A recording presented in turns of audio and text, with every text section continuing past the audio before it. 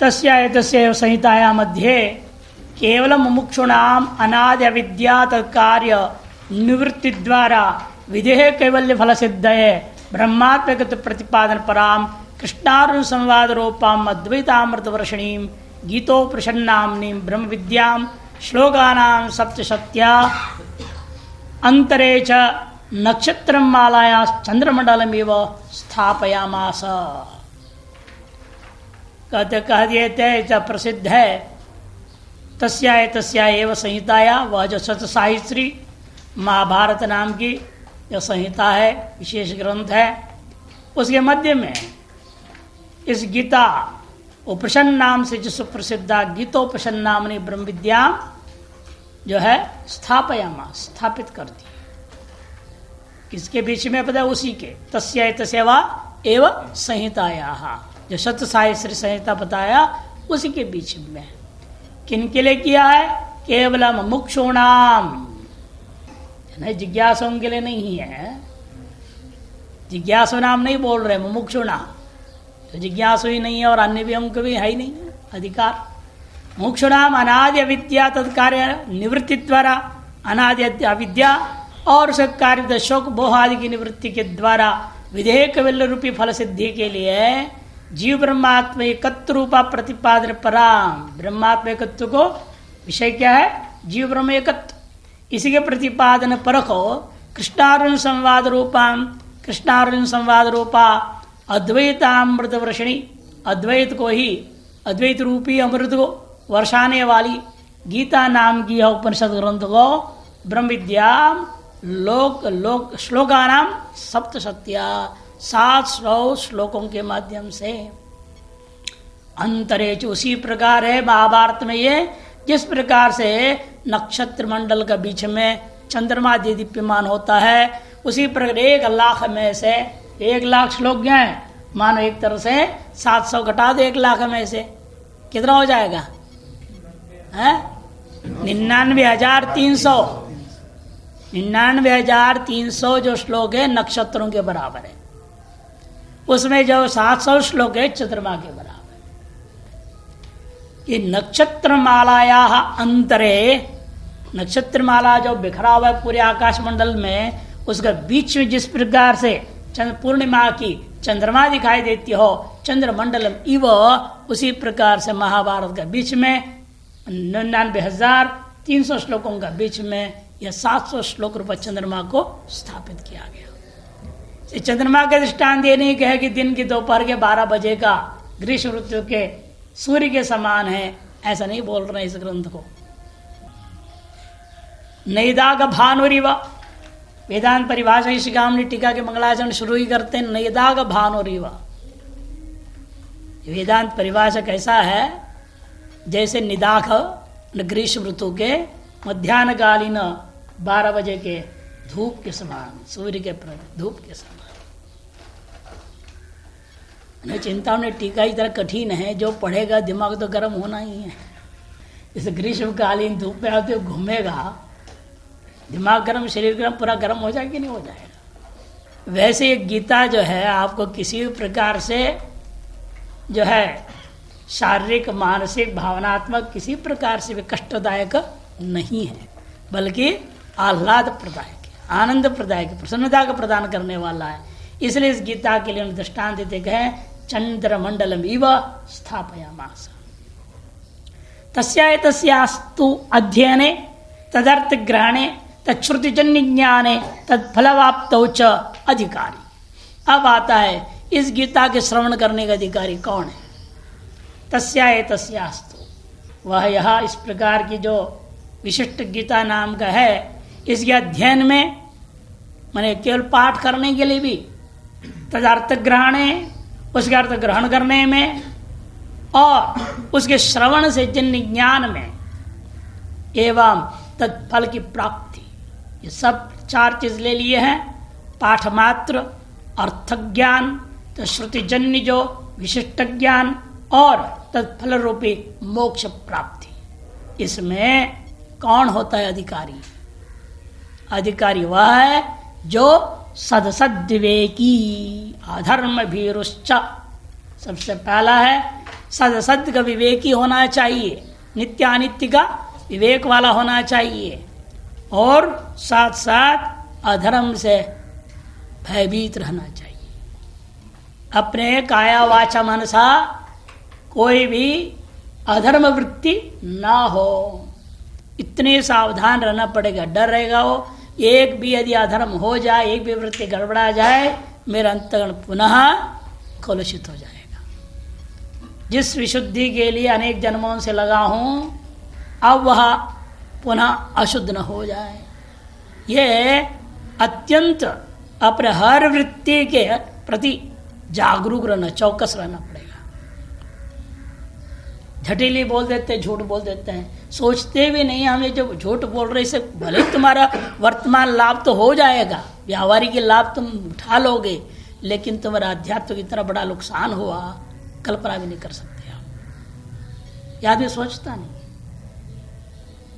इसलिए बोल रहे हैं। बाकी अन्य ग्रंथों में नहीं मिलता ये बात। क्या बोलते? विवेक वैराग्य, सीधा कह देते हैं। लेकिन इन्हें विवेक के साथ जोड़ा अधर्म भीरुश्च, अधर्म के प्रति भय होना विवेक के साथ यह अत्यंत आवश्यक है, ताकि आप जागरूक रहें। हर क्षण हर वृत्ति आपकी जानकारी के बिना बाहर नहीं जानी चाहिए। क्रोधावेश में कुछ ही बोल देते हैं, होश ही नहीं हमने क्या बोला, रिकॉर्डिंग करके सुना होता, अरे हमने ऐसे कहा था क्या, उस समय होश ही नहीं, ऐसे कैसी वृत्ति निकल गई, आपके नियंत्रण से बाहर कैसे हो गया। सर्वेंद्रियों की वृत्तियों, एक एक वृत्ति भी आपके नियंत्रण में होनी चाहिए, आपकी जानकारी के बिना निकलना नहीं चाहिए। यह अधर्म भीरुता और कुछ नहीं है। ताकि आपको पहले से मालूम होगा कि मैं ये जो बोलने जा रहा हूं या करने जा रहा हूं, देखने जा रहा हूं, सुनने जा रहा हूं, ये गलत है, तो सब निवृत्त हो जाओ। भगवान ने दूसरे शब्दों में कहते कूर्मो अंगानी, जैसे कूर्म अपने खतरा, हल्की सी भी खतरा महसूस हो जाए ना, उसको दूर में आदमी चल रहा है, उसके धरती के माध्यम से तरंग से मालूम हो जाता है 100 फुट दूरी में रह रहा है, कोई खतरा है, तुरंत अपने आप को समेट के अंदर बंद हो जाता है। ऊपर हथौड़ा चलाओ, घन चलाओ, कुछ नहीं होगा, सुरक्षित हो जाता है। उसी प्रकार अपने हर वृत्ति, जहां देखा हमारी वृत्ति अब गड़बड़ होने वाली है, तुरंत इंद्रिय को समेट लेना है। इसी का नाम प्रत्याहार है। प्रत्याहार को सिद्ध किए बिना आगे बढ़ने का कोई मतलब नहीं है। यह अधर्म भीरुता का तात्पर्य है, विवेक के साथ प्रत्याहार में आपको माहिर होना पड़ेगा, तब आगे बनता है। अहिक आमुष्मिक सुख विमुख, अहिक और आमुष्मिक सुखों से विमुख होना, विरक्त हो जाना, यह वैराग्य है। चौथा सुप्रसिद्ध है समाधि षटक संपन्नो मुक्ष। आमुष्मिक न आमुष्मिक, अमूत्र, ऊपर के लोकों में, ऊपर के लोक, यह लोक, अहिक मन यह लोक का सुख, आमुष्मिक मने ऊपर के लोगों का सुख। अधः शब्द का है ना, अधः शब्द का रूप बनता है अमुष्मिन, है ना, सप्तमी, अमुष्मिन भवम इति आमुष्मिकम, जो ऊपर के लोकों में होने वाले, प्राप्त होने वाले सुख। ऐहिक आमुष्मिक सुख से विमुख होना, विरक्त होना। समाधि षटक संपन्नो, शम, दम, तितिक्षा, उपरति, श्रद्धा और समाधान, ये 6 विशिष्ट संपत्ति है हर एक मुमुक्षु का। इन संपत्तियों से संपन्न ऐसा जो मुमुक्षुरेव, मुमुक्षुरेव अधिकारी से जुड़ेगा, एतार फल प्राप्ति में इधर मुमुक्षुरेव अधिकारी इति निर्धारयितुम, यह निर्धारण करने के लिए ब्रह्म विद्या श्रोत्री अर्जुने, किसको निमित्त बनाए? ब्रह्म विद्या का श्रोता अर्जुन को निमित्त बना करके सदसद्विवेचनम अधर्म भीरुत्तम अहिकामुष्मिक सुख वैमुक्त्यम समधमा संपत्तिंच प्रदर्शितुम। ये पहला अध्याय में यही बात बताना। पहला अध्याय कथा कहानी नहीं सुना रहे, पहले अध्याय में आपको सद विवेचन, अधर्म भीरुता, अहिक आमुष्विक सुख वैमुखता, विरक्तता, शमदमाय संपत्ति और मुमुक्षुता, इनको दर्शाने के लिए ही प्रदर्शयितुम प्रथमाध्यायो आरभ्यते, प्रथमाध्याय आरभ्यते, प्रथम अध्याय को आरंभ किया जाता है। उसमें भी तत्र आदौ पांडवानां धृतराष्ट्राणां युद्धाय सन्नद्धानां प्रवृत्तिं बोद्धु श्रोतुकामो धृतराष्ट्र उवाच। उसे सबसे पहले पांडव और धृतराष्ट्र दुर्योधन आदि, कौरव जिसके नाम से प्रसिद्ध, यदि भी दोनों ही कुरुवंशी है किंतु उनको कौरव नाम से प्रसिद्ध हो गए, दुर्योधन आदि, ये दोनों युद्ध के लिए जो सन्नद्ध और कुरुक्षेत्र में खड़े हो चुके हैं, तैयार हो चुके हैं, उनकी वास्तविक प्रवृत्ति अंततोगत क्या हुआ कि धृतराष्ट्र के मन में कुतूहल है। वो सोच रहा है, यद्यपि संजय आया है 10वें दिन, महाभारत की कथा के अनुसार 10वें दिन जब भीष्म पितामह गिर चुके हैं, तब उसके बाद आया है और आते सुनाया, लेकिन उनकी अपनी इतनी कुतूहलता थी, अंदर व्याकुल थे, कुछ और ही कल्पनाओं के जगत में रहे। वो संजय की बात को सुने ही नहीं कि भीष्म नहीं रहे, सुने ही नहीं। वो उनके दिमाग में है धर्म क्षेत्र में गए हैं तो धर्मराज युधिष्ठिर तो जरूर मना करेगा युद्ध करने के लिए, या तो उसका दिमाग घूम जाएगा, कहेगा हम कुछ नहीं चाहिए, हम जंगल में रह जाएंगे, छोड़ तुम ही खाओ मौज करो। याद ये भी हो सकता है मेरे बेटा दुर्योधन के दिमाग घूम जाए धर्म क्षेत्र में, वो सोचे कि हाँ हम लड़ रहे हैं, दे दो इसको आधा राज्य दे दो, हम अपने आधे राज्य में रहेंगे। तीसरे विकल्प वो रख रहा है धृतराष्ट्र अपने दिमाग में कि हो सकता है दोनों के मन नहीं माना और युद्ध लड़ गए। इस मन के अंदर एक कल्पना थी जिसके कारण से वो सुनता नहीं और बोल पड़ता है। इसलिए कहते हैं सन्नद्धानां प्रवृत्तिम, उनकी प्रवृत्ति क्या रही है? धर्म में प्रवृत्ति हुई युधिष्ठिर का अधिक, या दुर्योधन का अधर्म में प्रवृत्ति हुई, या धर्म में प्रवृत्ति हुई, या उभय जो युद्ध रूपी धर्म में ही प्रवृत्त हुए।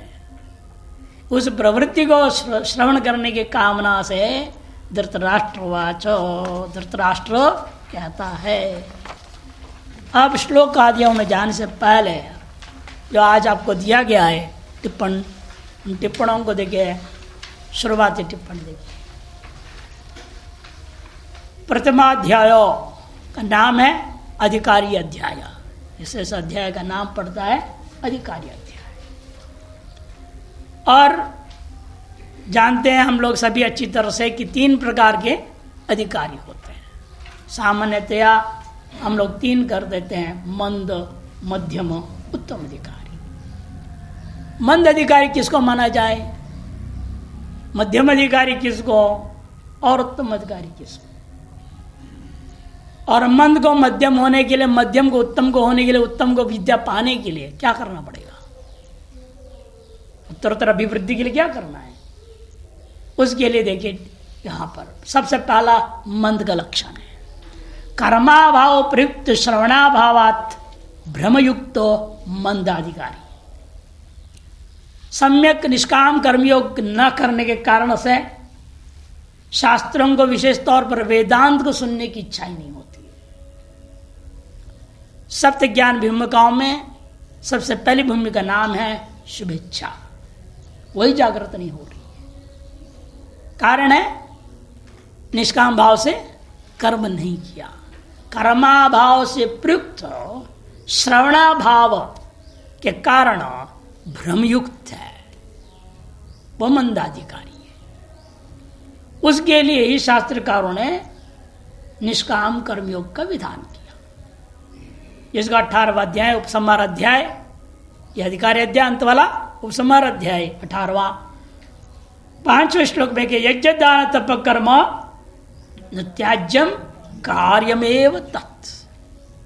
यज्ञ दान तप और कर्म ये सब जो है कभी भी त्याग करने योग्य नहीं है, मंदाधिकारी तो अवश्य ही करना चाहिए। ताकि वह अपने आप में अभिवृद्धि पाते हुए मध्यमाधिकारी की श्रेणी में आ सके। तो मध्यमाधिकारी कौन है? जो कर्म किया, निष्काम कर्म कर लिया है, अतिवे शुभेच्छा जागृत हो चुकी है, श्रवण करना आरंभ कर चुका है, लेकिन उपासनाओं के अभाव के कारण से, अंतःकरण समय शुद्ध न होने के कारण संशय ही संशय से भरा रहता है। उपासना अभाव प्रयुक्त, मनन अभावात संशयग्रस्त मध्यम। श्रवण हो रहा है, मनन नहीं होता उसका। कारण क्या है? उपासना के अभाव। उपासना के अभाव के कारण से श्रवण होने पर भी मनन नहीं हो पाता। मनन न होने के कारण से तत्व के विषय में संशय बना रहता है। ऐसे संशयग्रस्त वेदांत अधिकारी का वो मध्यम अधिकारी कहा जाता है। उसके लिए अनेकों उपनिषदों में, यहां भी स्मृति में भी उपासना का वर्णन किया गया। विभूति अध्याय क्या है? एक तरह से उपासना है। आप विभूति अध्याय का पाठ कीजिएगा, अपने आप आपको हर एक संसार के हर एक वर्ग का सर्वोत्कृष्ट उपाधि विशिष्ट परमात्मा का स्वरूप आपके सामने में आ जाएगा। यदि अर्थ से चिंतन करोगे, इससे बढ़िया कोई उपासना नहीं है कि नहीं? छंदसाम, स्रोतसाम, हर चीज का श्रेष्ठतम वस्तु आपको याद दिला देता है। हमेशा घर गृहस्थी में विशेषतः पढ़ने वाले या महात्मा ब्रह्मचारी लोग भी व्यावहारिकी अनेक संज्ञा, व्यावहारिक लोगों को जान रहे हैं, नेताओं को जान रहे हैं, अन्यों को जान रहे हैं, इनके खिचड़ खिचड़ में रहते हैं। उनके लिए सबसे बढ़िया वही उपासना है, भगवान का विभूतियों का स्मरण करना। से सहस्रनाम 132 श्लोक याद ना हो कोई बात नहीं, ये तो 50 श्लोक हैं, याद करने में क्या कठिनाई है? याद कर, रोज सवेरे एक बार विभूति अध्याय का पाठ करें, भगवान के विशिष्ट विभूतियों का संस्मरण कर लें, इससे बढ़िया अंतरण शुद्धि और क्या हो सकता है? गीता में है, उपनिषदों में तो है ही है, प्राणोपासना, अनेक प्रकार से उपासना वर्णन किया गया है। उपासनाओं को जैसे से करते जाएगा, अंतरण जैसे से शुद्ध होते जाएगा, श्रुत पदार्थों में जो संशय है मनन सम्यक होने पर निवृत्त हो जाएगा। रह जाता है विपर्य भावना। अंतिम मध्यमाधिकारी के अंदर संशय निवृत्त होने पर भी विपर्य भावना बन सकती है। क्यों? सम्यक निधिध्यासन नहीं होता है, ध्यान नहीं होता है। सम्यक ज्ञानाभाव प्रयुक्त ध्यानाभावाद विपर्यग्रस्तो उत्तम। उत्तम अधिकारी वह है जिसके अंदर थोड़ा सा ही गड़बड़ी है, विपर्य नाम का चीज हो गया, सम्यक ज्ञान के अभाव के कारण से। श्रवण कर रहा है, मनन कर रहा है, किंतु अभी वह मनन परिपक्व अवस्था को प्राप्त नहीं कर पाया, क्योंकि सम्यक ज्ञान इसलिए उसके अंदर उदय नहीं हो पा रहा है। तत्प्रयुक्त ध्यान अभाव, निध्यासन का अभाव हो जाने से, और निध्यासन के लिए उसको कहा, इसलिए ब्रह्माभ्यास पंचदशी में चल ही रहा था ना, निर्गुण ब्रह्मोपासना, उसके लिए क्या है? निर्गुण ब्रह्मोपासना कहा जाता है। वही निध्यासन है, उसका अभ्यास उसके लिए विधान किया गया उत्तम अधिकारी, ताकि वह अनुभूति की ओर आगे बढ़ जाएगा, तब आत्म साक्षात्कार हो सकता है। इन तीनों अधिक प्रकार के अधिकारियों के लक्षण साक्षात शब्दों से कहीं कहीं जो है परंपरा यौगिकार्थों के माध्यम से संकेत कर रहे हैं। शब्दों के माध्यम से को पता चलेगा किस श्लोक में क्या कहा जा रहा है। सबसे पहले श्लोक का तात्पर्य लिखा है, जिज्ञासाया मुमुक्षाया वा बीजम तत्प्राप्ति साधनंच। जिज्ञासा का बीज या मुक्षा का बीज, यह पहला श्लोक का सार है। और यदि आपके अंदर मुमुक्षा नहीं है, जिज्ञासा सम्यक नहीं है, तो प्राप्त कैसे हो? हम मुमुक्षु कैसे बने? हम असली जिज्ञासु कैसे बने, है ना। कई जिज्ञासु आते हैं, जो वही पाठ चलता है पहला दिन पूरा हॉल भर जाते हैं। ये सब ढोंगे जिज्ञासु इकट्ठे हो जाते पहला दिन, ये सोच के फ्री पुस्तक मिलेगा, उसके चक्कर में आते हैं, दूसरे दिन से गायब। कौतूहल भी नहीं है उनको, कुतूहल क्या कहा जाए, लोभी लालची है। इसे जिज्ञासा को सम्यक कैसे करें, असली जिज्ञासु बने, असली मुमुक्षु बने, नकली नहीं। तो उसके लिए साधन भी पहले श्लोक में बता दिया है। कैसे, पहला श्लोक पहले पढ़िए। धृतराष्ट्र उवाच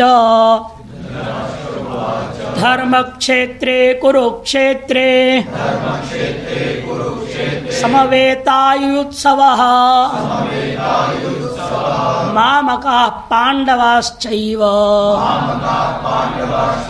किमकुर्वत संजय।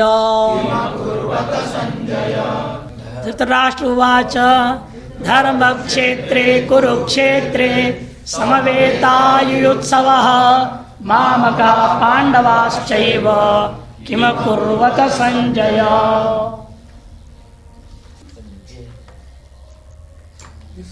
संजय हो गया है, ज की मात्रा ठीक नहीं है, उसको पूरा कर लीजिए। संजय, ये डंडा लगाना है वहां। संजय वाच आगे आएगा वो। अब देखो धृतराष्ट्र वाच, श्लोक का सामान्य पहले ले लीजिए, जो सुप्रसिद्ध अर्थ है उसी को ले लिया जाए, उसके बाद विशिष्टार्थ की ओर जाएंगे। सामान्य अर्थ है, धृतराष्ट्र नाम के राजा थे और वह युद्ध भूमि से आए हुए संजय से पूछ रहे, हे संजय, धर्म क्षेत्र, धर्म प्रधान भूता क्षेत्र जो कुरुक्षेत्र है, उसमें समवेता इकट्ठा हुए जो युत्सव, युद्ध करने की इच्छा से इकट्ठा हुए हैं, ऐसे जो मामघा, मेरे जो स्वजन और मेरे भाई के बच्चे पांडवाश्च, च न मेरे हैं न पांडव हैं, न मेरे हैं न पांडव हैं, उन दोनों से भिन्न कौन है? जिसको च से बोल रहे ग्रहण करो।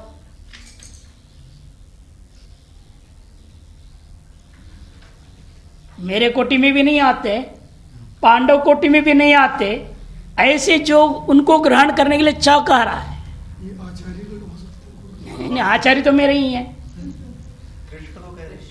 हाँ, कृष्ण भगवान को कह रहे, वो न धर्म के पक्ष न अधर्म के पक्ष, धर्माधर्म के प्रति समभाव रखने वाला, समदृष्टि वाला कृष्ण भगवान को कह रहे। ये वहां इकट्ठा हो गए और उन्होंने वहां क्या किया? किम कुर्वत, यद्यपि पूर्वार्ध में क्या युत्सव, युद्ध करने की इच्छा से गए हैं, फिर भी प्रश्न कैसे उठ रहा है किम कुर्वत? इसलिए कि उसके मन में भरा पड़ा है, हो सकता है भले युद्ध के लिए इच्छा से आए, लेकिन फिर प्रेम हो गया, मित्रता हो गई, लड़े नहीं, ये भी हो सकता है। जैसे हो जाता है कई बार दो शत्रु आमने सामने आ जाते हैं, कि ऐसा कोई निमित्त बन जाता है, दोनों को गले लगना पड़ जाता है। इसलिए उसकी संभावना को देख करके उसके मन में आते हुए किम कुर्वत, ये कहा। श्लोकार सामान्य हो गया और इसी श्लोक के पहले टीका भी पढ़ लीजिए, तो विशेषार्थ में जाएंगे। धर्म क्षेत्र इति शंकराचार्य टीका, अत्र च धृतराष्ट्रवाच धर्म क्षेत्र इत्यादि, शांकर भाष्य में इतना ही है। अत्र च धृतराष्ट्रवाच, यहाँ जो है प्रतीक ले लिया। एतार्श गीता में अत्र च मने अस्मिन अस्याम गीतायाम, इस गीता के पहला शब्द धृतराष्ट्र से आरंभ होता है और धर्म क्षेत्र इत्यादि श्लोक आरंभ होते हैं। इतना ही कहकर छोड़ दिए हैं भाष्यकार। पूरे अध्याय पर इसके आगे कुछ भी नहीं लिखते हैं। दूसरे अध्याय के 10 श्लोक तक लगभग भाष्य नहीं है। अतएव संक्रांति व्याख्या देखिए। धर्म क्षेत्र इति धर्म प्रधानत्वात्, धर्म प्रदत्वाद्वा, धर्म क्षयात् त्रायदीति वा, 3 व्युत्पत्ति कर रहे हैं। धर्म प्रधानत्वात्, धर्म की प्रधानता है उस क्षेत्र में। ऐसे बहुत सारे स्थल हैं आपके इस देश के अंदर, तीर्थ क्षेत्र है, वह जाति एक भावना जगती है व्यक्ति के अंदर। स्वयं बद्रीनाथ चले जाइए, ऐसे माहौल होता है वहाँ, न चाहो तो भी। हमने देखा तिरुपति बालाजी में, चाहे न जाए भीड़ के बीच में वो भी गोविंदा गोविंदा चिल्लाना शुरू कर देता है। आदमी जो है सरदार, एक बार हमने देखा विचित्र, सरदार जी थे, अब बड़े नाच रहे हैं, गोविंदा गोविंदा बोलते। क्यों? मैं पत्नी पीछे बोल रही, क्या कर रहे हो? अरे तू भी नाच बोल रहा है। मैंने कहा देख प्रभाव क्या है। धर्म क्षेत्र में जाओगे तो स्वतः ही प्रभाव पड़ जाता है। इसे धर्म प्रधानत्वात्, दूसरा धर्म प्रदत्वात्। वहां जाओगे, वहां जो भी करोगे उसे धर्म ही आपको प्राप्त होगा, पुण्य की प्राप्ति हो। इसलिए आप जाते हैं धर्म क्षेत्र में, तीर्थ स्थल में क्यों जाए? आएंगे क्यों? गंगा जी का स्नान करेंगे। धर्म प्राप्त हुआ कि नहीं? आपको पुण्य प्राप्त हो गया। अथवा प्राप्त धर्म का क्षय होने नहीं देता। धर्म क्षयात त्रायते इति, धर्म क्षयात त्रायते इति क्षेत्र मना। यहां पर क्षी धातु भी है और त्रैंग रक्षणे पालने धातु भी है, दो धातु प्रयोग कर रहे हैं। क्षी धातु मैंने क्षय, क्षी क्षय, इसे क्षयात त्रायते इति क्षेत्रम, ये अर्थ लेकर के बोल दिया।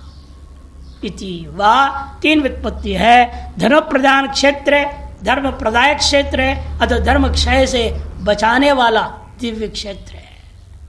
इति वा धर्म क्षेत्रम तस्मिन् धर्म क्षेत्रे वासमेत्र मात्रेण धर्म प्रदे कुरुक्षेत्र।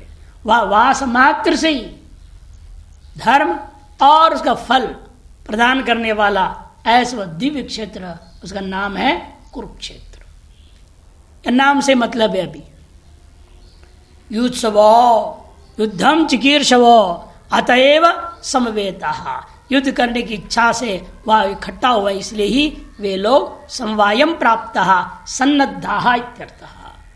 संवेता बने समवायम प्राप्त, समूही भुवम प्राप्त, समूह हो गए, इकट्ठे हो गए हैं और सन्नद्ध भी हैं, अस्त्र शस्त्र से युक्त हैं। मामगाः दुर्योधनादेह पांडवाश्च, मेरे स्वजन दुर्योधनादि और पांडव गण, उनके भी समर्थक 7 अक्षौहिणी सेना उधर है, इधर इनके समर्थक 11 अक्षौहिणी सेना है। ये 18 अक्षौहिणी सेना को मामग और पांडवा कह दिया। च एक अलग है, शुद्ध परमात्मा है, उसकी बात ये भी नहीं लिख रहे हैं। इस बात को शंकरानंद जी भी इस बात को प्रकट नहीं कर रहे हैं, चकार किस लिए है, किसको ग्रहण करने। आगे लिख देते सीधे, किम कुर्वन्त किंकारिं कृतवन्तः संजय तद्ब्रूहि इत्यर्थः। उन्होंने क्या कार्य किए वहां, हे संजय वह तुम मुझे बताओ। ननु अत्र युत्सव इति विशेषण बलेन संवेतानां तेषां कर्तव्यं कार्यं युद्धमेव इति युद्धत्येव, युद्धत्यैव हो गया है, युद्धत्येव कर्तव्यत्वे प्रतीयमाने कथम युद्धं प्रवृत्तम् इति प्रश्नम् उत्सृज्य किम कुर्वत संजय इति धृतराष्ट्र प्रश्नो अनुपपन्ना इति न शंकनीयम्। आपने पूर्वार्ध में युत्सव कह दिए हैं, इसे स्पष्ट है वे लोग किस लिए इकट्ठे हुए हैं। यह विशेषण के बल पर निर्णय होता है। वे जो इकट्ठे हुए हैं उनका कर्तव्य यही था, युद्धमेव कार्यम, युद्ध ही कार्य था।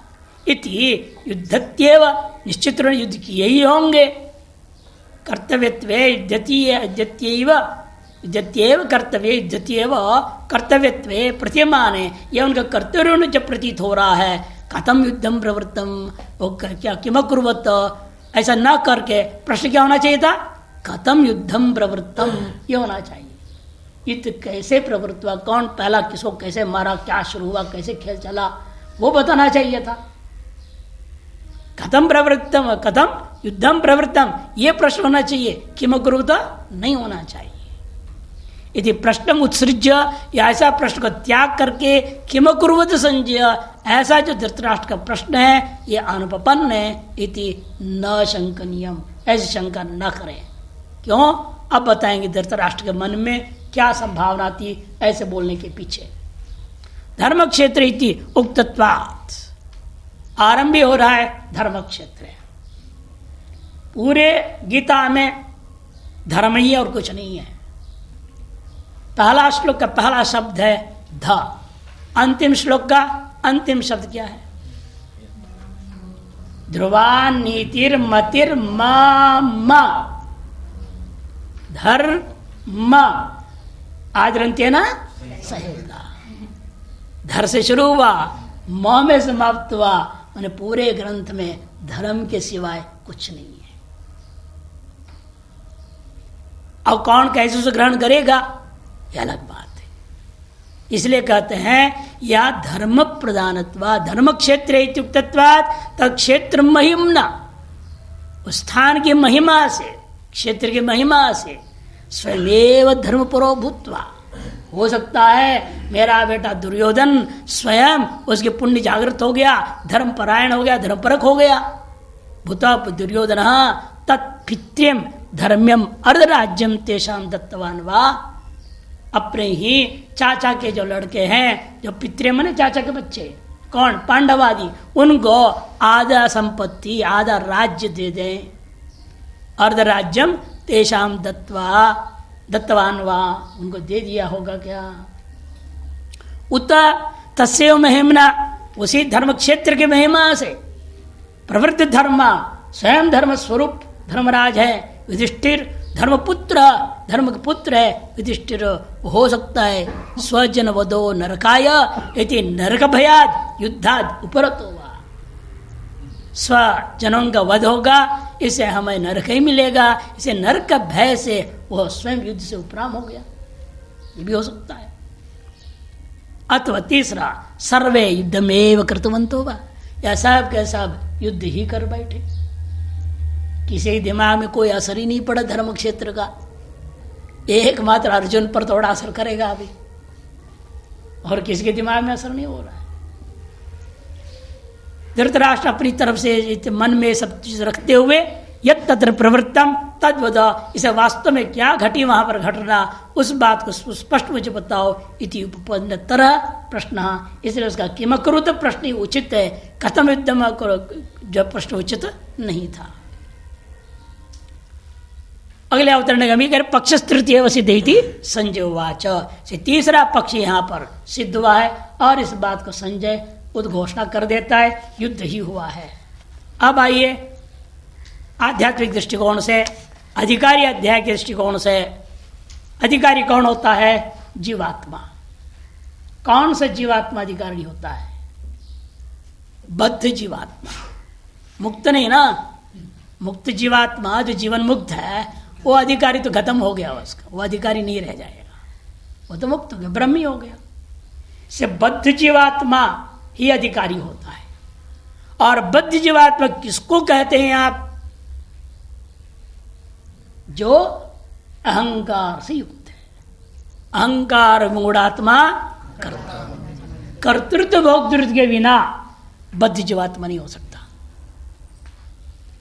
अतः धृतराष्ट्रवाच हम यही बता रहे, देखिए अहंकार विशिष्ट आत्मा है। कैसे अर्थ निकलेगा? धृतराष्ट्रवाच में धृतराष्ट्र शब्द का अर्थ, पहले राष्ट्र शब्द का अर्थ कर लीजिए। राशते प्रकाशते आत्मा येन उपाधिना स राष्ट्र शरीरम इत्यर्थः। राशते, राष्ट्र दीप्तो धातु है, मैंने प्रकाशते, किम प्रकाशते? आत्मा प्रकाशते येन उपाधिना, जिस उपाधि के द्वारा हमें अपने आत्मा का प्रकाशन होता है, उस उपाधि का नाम राष्ट्रम। कौन है उपाधि? शरीर। ये शरीर भी उपाधि ना हो, हम अपने आत्मा का अनुभव नहीं कर पाएंगे। जिस उपाधि से प्रकाशित उस उपाधि का नाम राष्ट्रम, मने करण अर्थ में स्टन प्रत्यय होता ही है, राज धातु से स्टन प्रत्यय हुआ करण अर्थ में। अतएव ये ने कह दिया, ये न उपाधि ना स राष्ट्र, इति शरीरम इत्यर्थः।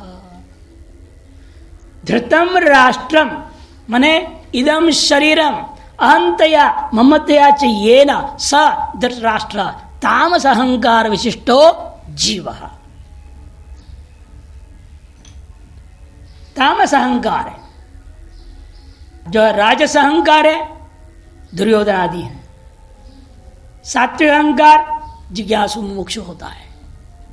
ये तीन अहंकार। यहां पर तामस अहंकार वाला लेना है, क्योंकि धारण कर लिया है इस राष्ट्र ने शरीर को किन रूपेण अहंतया और ममतया। मैं हूं कभी पकड़ लेता है, कभी मेरा शरीर बोल देता है। अहंतया ममतया जिसने धारण किया हुआ है इस शरीर रूपी राष्ट्र को, ये न स वह जीवात्मा, वह जीव को कहते हम धृतराष्ट्र। अर्थात तामस अहंकार विशिष्ट। शरीर को ही मैं करके आत्मा करके पकड़ लिया, शरीर कभी ममत्व न ग्रहण कर लेता है। ऐसा जो व्यक्ति है तामस अहंकारवान जीव, वही यहां पर धृतराष्ट्र से कहा। तामस अहंकार वाला जीव अपने दृष्टिकोण से क्या कहना चाह रहा है इस जगत को देख करके। इस जगत में रहते वक्त जीते जी में हर एक व्यक्ति के शरीर के अंदर तीनों प्रकार की वृत्तियां होती है, राजस, तामस और सात्विक। और 24 घंटा आपके शरीर के अंदर तीनों वृत्तियां लड़ रहे हैं। 24 घंटा राजस वृत्ति आ रहे, तामसी वृत्ति आ रहे, सात्विक वृत्ति नहीं, ये नहीं करना हमने, वो दबाने की कोशिश करता है। लड़ाई चल रहा है, युद्ध ज्ञात अज्ञात रूपेण लगातार चलते रहता है। कभी कभी तो स्पष्ट होता है कोई गलत कर्म होने जा रहा है, अब नहीं मैं ये नहीं करूंगा, सात्विक अहंकार आता है, रोकता है। और कभी कभी राज संकर सात्विक रहे, चुप रहो, क्या वेदांत सुनना है, सो जाओ भाई पाठ में, बताओ। तामस अहंकार घुस गया, अब कहते सुनने भी नहीं देगा तुमको पाठ। ये लड़ाई 24 घंटा चलती रहती है। वही युद्ध यहां पर बता रहा है। हर शरीर धर्म क्षेत्र है, हर शरीर कुरुक्षेत्र है, और अतएव हर शरीर अत्यंत पवित्र है। लोगों का भ्रम है शरीर अपवित्र होता है। आप शरीर को विषय भोग के लिए प्रयोग करोगे, अपवित्र ही है।